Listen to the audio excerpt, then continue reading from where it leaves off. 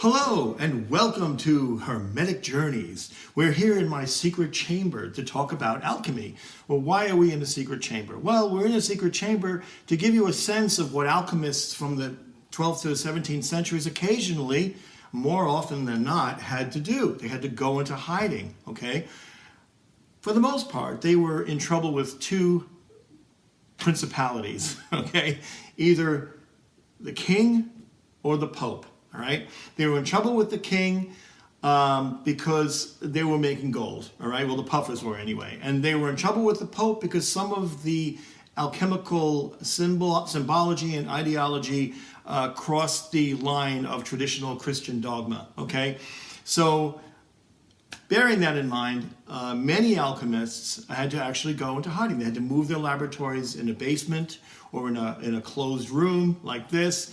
Or somewhere, where no one could find them while they kept their furnaces going. Okay, so this is the first video of 3. Okay, and of course this is all related to the Atalanta Fugiens series of videos.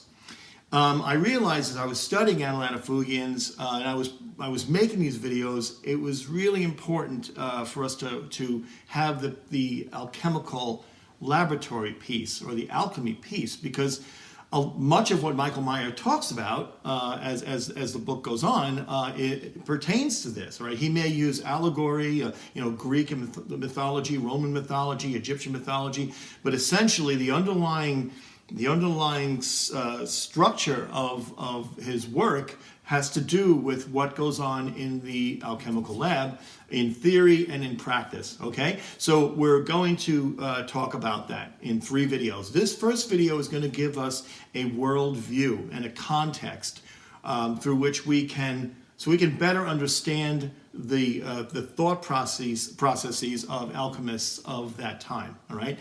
The second video is going to have to do with working with plants, okay, to create tinctures and medicines and that kind of thing. And the third video will deal with the minerals, the metals and things like that, and what goes on in the process to create the Philosopher's Stone, okay?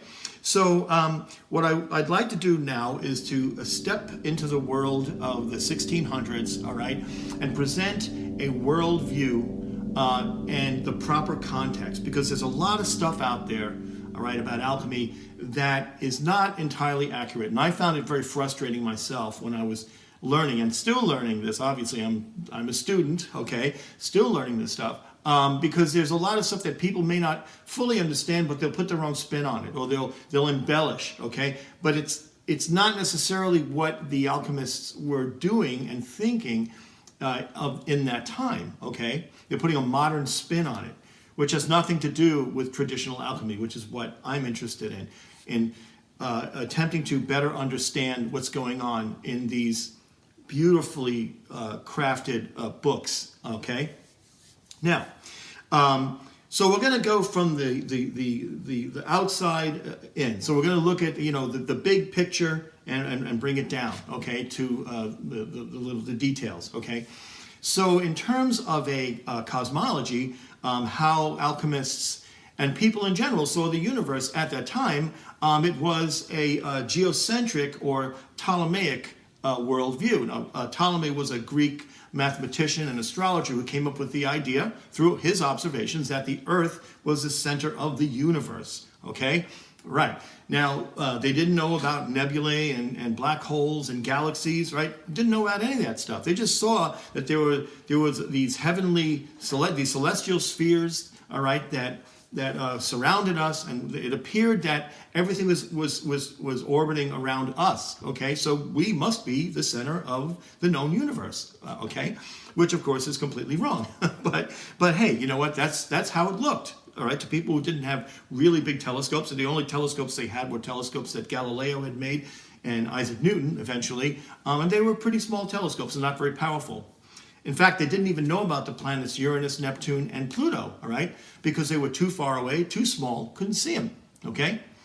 But they did know about the inner planets, okay, starting from Saturn on in, but they also considered the sun and the moon to be a planet. So when I'm talking about the 7 planets, I'm talking about the basic planet, the 5 planets that are observable, that you can see with the naked eye, and the sun and the moon. Okay, so let's take a look at some images of this worldview with the Earth at the center. These are a few different images that I put together because I think it's important that you get a sense of how people viewed the world throughout those years. Okay, so typically the general model is, of course, we have God at the top, and then we've got a hierarchy of angels, and then we have the celestial sphere, the planets, and then of course the Earth at the center. And you can see from all of these images, that's pretty much what's going on here. There was one image though that I want to use to help explain this. And I think this image shows it pretty clearly, right? It's kind of simple. And it's by a gentleman named Robert Flood, who was a defender of alchemy, okay, in his time, when people were beginning to when it started to fall fall out of favor, okay, with people, and he was a defender of it. So I have deep respect for Robert Flood. And this is an excellent diagram of his worldview, okay? And if we take a look at it, at the very top, of course, we have the infinite light of God, also known as Deus, the Latin word for God, Deus, the infinite light. And that light shined down through the layers of the hierarchies in this model, okay? So basically, you have to think of it as like an onion, okay? We have layers and layers and layers, all right? But instead of saying layers, we're going to use the word sphere, okay? Because people pictured these as spheres surrounding the Earth, okay? So we have the first layer below God is called mens, and it is the cosmic world mind, okay? Then layers 2 through 10 is basically, it's called the orders of angels, and basically it is a hierarchical view of the importance of their importance, these angels, in relation to God. Okay, then the higher angels, the ones at the top, and then the ones as we move in towards the planets are not as important. All right, but certainly special. Okay. Now, below that, we have the sphere number 11, we have the fixed stars, which is basically, you walk outside, you look at the sky, you see the stars, okay? And the light from God was shining through the sphere, and that was what people thought the stars were, okay? And then we had the 7 planets, all right? And again, remember, the sun and the moon are part of the planets. So we have Saturn, then Jupiter, then Mars, and the sun. Okay, I know it's weird, but remember, this is a geocentric model where the Earth is at the center and not the sun, okay? This is where they thought the sun resided. And we've got Venus, Mercury, and the moon, all right? Now, below the moon, we had something called the sublunary realm, all right? And that was basically the Earth and the elements, all right? And everything that God created on Earth. So basically we have, as we further down we go, we've got fire, air, water, and earth, of course, okay? Now, where are the metals in this picture? Where, we know where the plants are, they're on the earth. Where are the metals? How are they formed? What's going on here? Well, alchemists and miners at that time believed that there were great subterranean trees on which metals grew, okay? And if you look at veins of silver and copper, they actually, if a miner were to, uncover them, it actually looks like a tree branch, okay, as you can see in the image here. It's pretty interesting. So naturally, they thought, well, these must be trees, okay? And just like a fruit tree, like an apple tree or a peach tree or whatever, the metals that hung off the trees could be plucked, okay, be taken off the tree, and then they could be purified in the lab, because all the metals ultimately sought to become perfect, like, guess what? Gold, of course, because gold doesn't corrode, gold doesn't rust, okay? And so it's this perfect metal, all right? So all the metals, they believed, over the course of time, nature these metals were evolving within the belly of the earth, like Mother Earth, okay? And they would eventually become gold, okay? And even when you look at a piece of lead, or not a piece of lead, but a lead ore, and an ore is like a chocolate chip cookie, where you have the chips, the chocolate chips are the good stuff, okay, and then the cookie is all the other stuff mixed in there. Well, a lead of ore, it contains something called galena, which also contains some silver in it. So when alchemists took this apart, they saw that there was silver in there, and they thought, wow, lead is going to be eventually turning into silver. And how were the metals created? Okay, well, we have to recall our good friend Jabir, the amazing Arabic alchemist from the 8th century, who came up with the theory that sulfur and mercury create gold. Okay, different combinations of sulfur, different amounts and combinations of sulfur will create metals. Okay, so his idea was that there are these fumes within the earth, okay, mercury fumes and sulfur fumes, all right? And this image shows it very clearly. You can see the mercury and sulfur fumes. Now, it was believed that the mercury fumes were like a vapor, okay, and they were cool. And the sulfur, and therefore affiliated with the feminine. The sulfur fumes were hot and dry, and therefore associated with masculine energies. And when these two came together, of course, they created a metal. Now, the varying amounts of sulfur, okay, would determine the quality of the metal. Now, I'm going to recall the first emblem of Atalanta Fugiens, where we had Boreas, the god of the north wind, all right, the Greek god of the north wind, and he had the fumes coming from his hair and his hands, and he had the little sulfur baby inside him, right? That's what Michael Maier was trying to show us here. He's giving us a metaphor for this process. Okay, it's kind of cool, right? Of course, it's completely wrong, but it still doesn't mean it's not cool, right? So that's kind of what happened. Now, there's another component. There's actually two more components that created the type of metal. It was the placement of the metal in the earth, or the type of earth the metal was sitting in on these trees. Okay, that would determine the quality of the metal. And I'm going to read from my notebook here, the origins of the metals. Okay, this is from an alchemist, an alchemical document. When pure red sulfur comes into contact with mercury, gold is made. Okay, when pure white sulfur comes into contact with mercury, silver is made. Right, now think about that. The sulfur, the red sulfur, could have something to do with coloring of the gold. All right, because the gold is kind of a reddish hue to it. And then the white sulfur could have something to do with the color of silver, right? It's just a whitish thing. And we're going to go to something not as pretty. When white sulfur, corrupted and burned, comes into contact with mercury in fetid earth, iron is made. Okay, so we're talking about sulfur here that's corrupted and burned. Okay, so something happened to it in this process that corrupted it and burned it. Okay, and on top of it, mercury was sitting in some fetid earth, or some, I don't know, funky earth. Okay, and that actually created iron.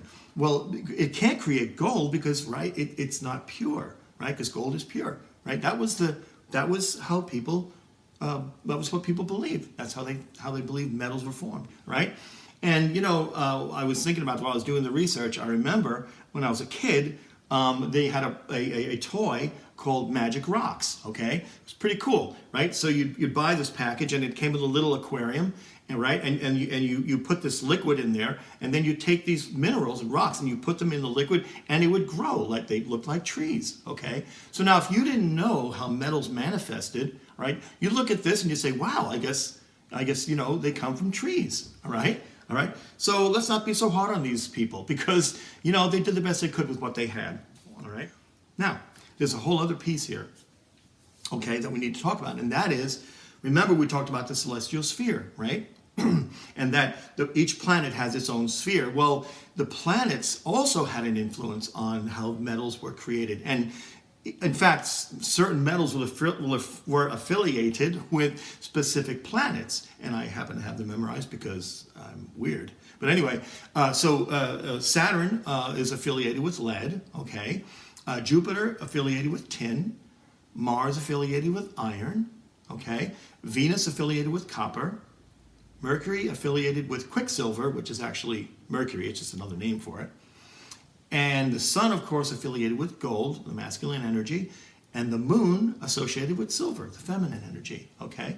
Now, alchemists believed that certain times of year were the best times to work on particular metals, okay, in the lab, okay, or mining them or whatever, because think of it as astrology for metals, okay? The same thing with plants. There are plants that are affiliated with particular planets, and those planetary energies had an influence on the outcome of the plant as well, okay?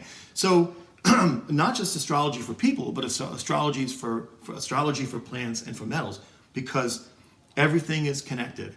The belief was that everything is connected, as above, so below. We talked about the Emerald Tablet, Isaac Newton's translation of it, right? And one of the big phrases there in the Emerald Tablet was, as above, so below, okay? So a human being was a microcosm of the greater macrocosm. So the planetary energies also had an influence, of course, on human beings, okay?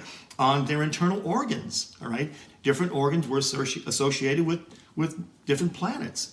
And creating elixirs and things like that from the metals associated with those planets would positively affect those organs. So, the brain was associated with the moon and silver, okay? So you would create an elixir that had silver, colloidal silver or a suspension of silver, and you would imbibe that if you were having problems with your brain, like I have all the time. But anyway, so there's one thing I forgot to mention, and that is in terms of these trees inside the earth. There's a really cool illustration by one of my favorite scholars of all time, Athanasius Kircher. Okay, they called him the last scholar of the Renaissance. Really cool guy. Anyway, this shows you how people thought about this stuff, and you can see the metallic trees, right, and the metals growing into the trees. I forgot to mention that earlier, so I just wanted to show you guys that.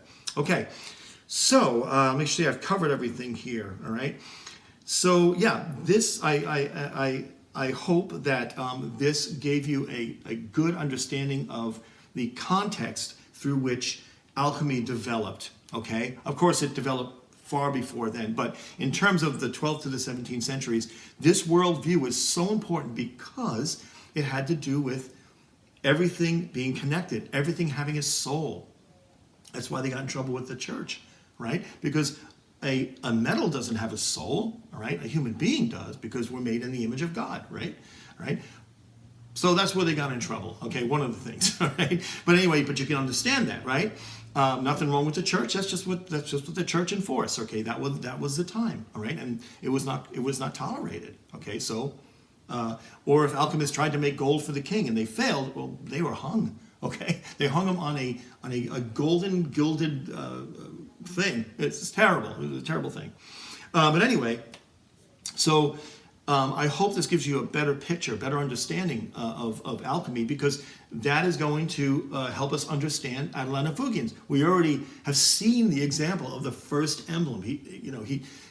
Michael Maier talks about the mercury and the sulfur fumes, right? So now we know where that came from. See, it's all about origins. And without the proper context, we can't possibly understand the origin, right? Okay? So I hope this made sense. I hope you enjoyed this video as much as I enjoyed making it. I look forward to making the next 2 videos. And after the 3 alchemy videos, we're going to jump right back into Atalanta Fugiens with a greater understanding of what is going on, at least I hope, okay? And I will do my best to continue this and to hopefully bring about a greater understanding for myself and for you, because I am a student. I'm not a practicing alchemist, although in a year, and probably within a year, I'd like to go take one of Robert Allen Bartlett's classes. He is an alchemist, and he's a wonderful alchemist, and I'm going to be taking one of his laboratory classes, I hope. And that'll give me a greater understanding that I will pass on to you as well, okay? So, thanks again for those of you who continue to watch. Oh my goodness, thank you so much. For those of you who have subscribed, thank you so very much. And if you're new and you've never seen this before, go back and watch some of the other videos, okay? And I hope you enjoy this. Again, thanks to all. And I'll say farewell, but not goodbye, from here, from my secret chamber. And I hope you enjoyed this and had some fun with me. Be safe, be well, and I'll see you next time.